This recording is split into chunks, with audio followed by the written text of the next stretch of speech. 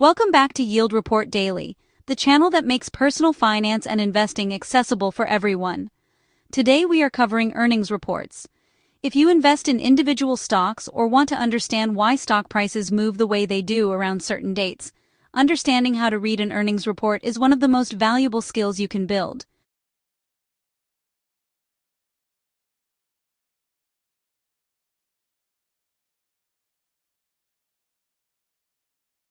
Every publicly traded company is required to report its financial results on a regular basis. In the United States, this happens quarterly, meaning 4 times a year, and the documents they publish are called earnings reports. These reports are publicly available to anyone, they are free to access, and they contain a wealth of information about how a business is actually performing. Yet for most people who have not studied finance, these documents can feel dense and intimidating at first glance. By the end of this video, you will know the key sections of an earnings report, what each one tells you, and what numbers to pay attention to. Before we get into the structure of the report itself, it is worth understanding why earnings reports matter so much to investors. Stock prices reflect what investors collectively believe a company is worth, and that belief is largely based on the company's current and expected future earnings. When a company reports earnings that are better than what analysts and investors were expecting, the stock price often rises, sometimes sharply.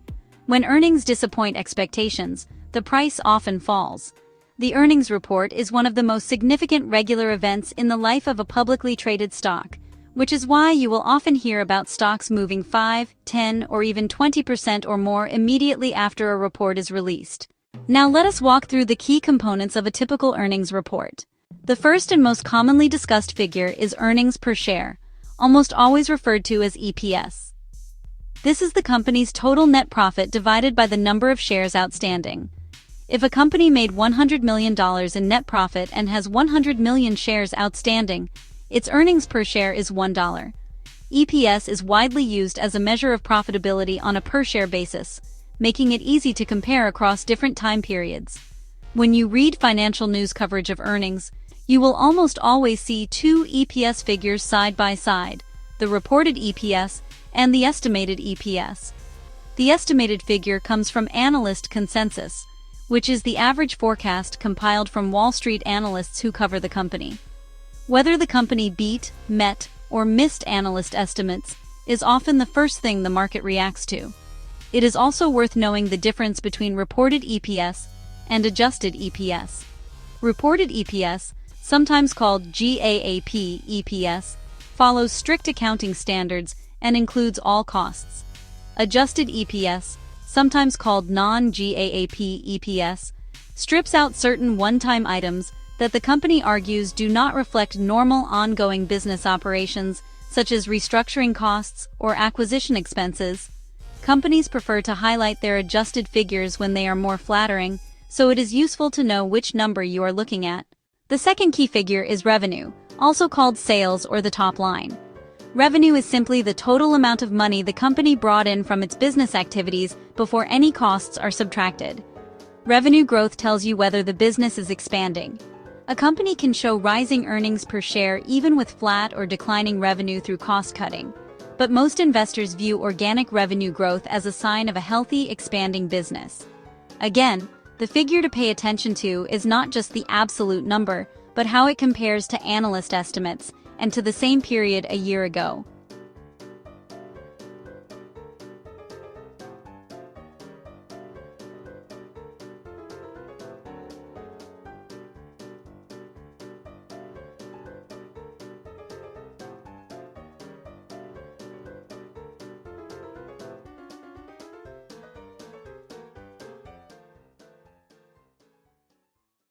The third area to look at is gross profit and gross margin.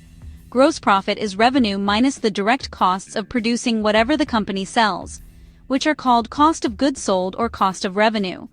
Gross margin is gross profit expressed as a percentage of revenue. If a company generates $1 billion in revenue and its cost of goods sold is $600 million, its gross profit is $400 million, and its gross margin is 40%. Gross margin tells you how efficiently the company converts sales into profit before accounting for operating costs. Higher and expanding gross margins are generally a positive sign.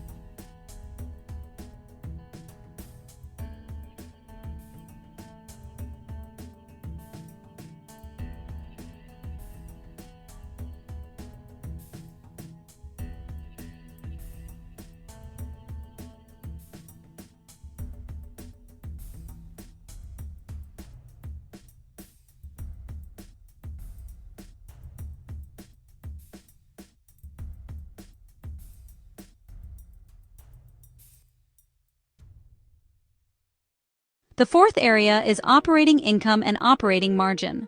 Operating income is what remains after subtracting operating expenses from gross profit. Operating expenses include things like research and development spending, sales and marketing costs, and general administrative overhead.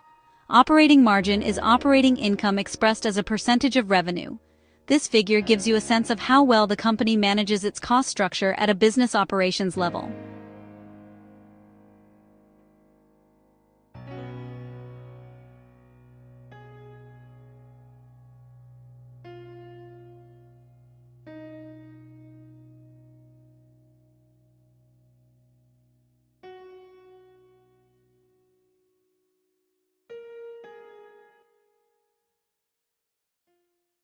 The fifth figure is net income, which is the bottom line.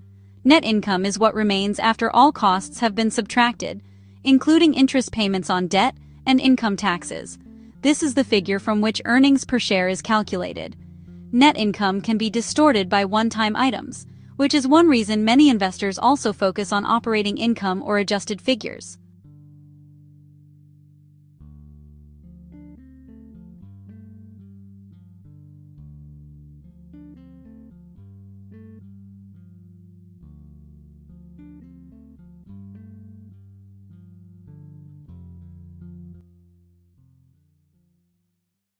Beyond these headline numbers, two other sections of an earnings report are worth paying attention to.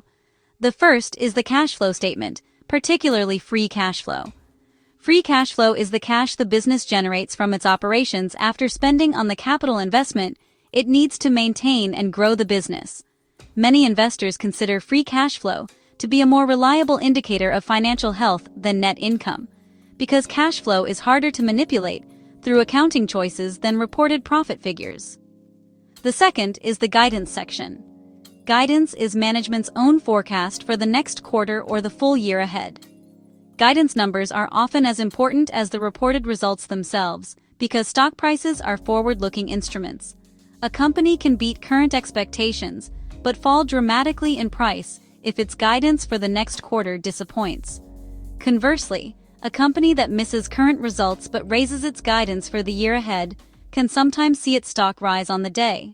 Most earnings reports also include a conference call transcript or a recording where company management discuss the results and take questions from analysts. These discussions can provide important context about trends the company is seeing in its business, challenges it is facing, and how management thinks about the path ahead. Reading or listening to these calls is a habit many experienced investors develop, because the qualitative commentary often explains the numbers more clearly than the numbers themselves. One useful practical note: earnings reports are filed with the Securities and Exchange Commission and are publicly available on the SEC's EDGAR database. They are also posted directly on the investor relations section of most company websites. You do not need a financial data subscription to access them.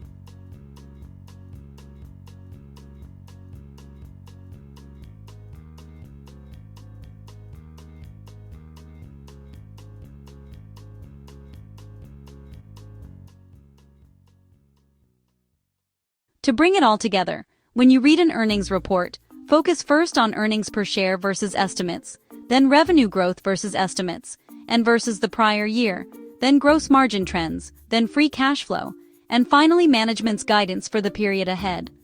Those 5 areas will give you a solid foundation for understanding how a company is actually performing rather than just what its stock price happens to be doing.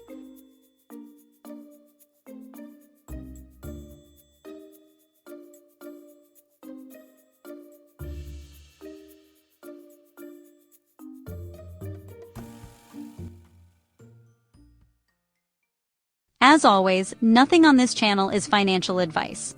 We are here to educate and give you the tools to make more informed decisions. If this video was useful, please hit the like button and subscribe.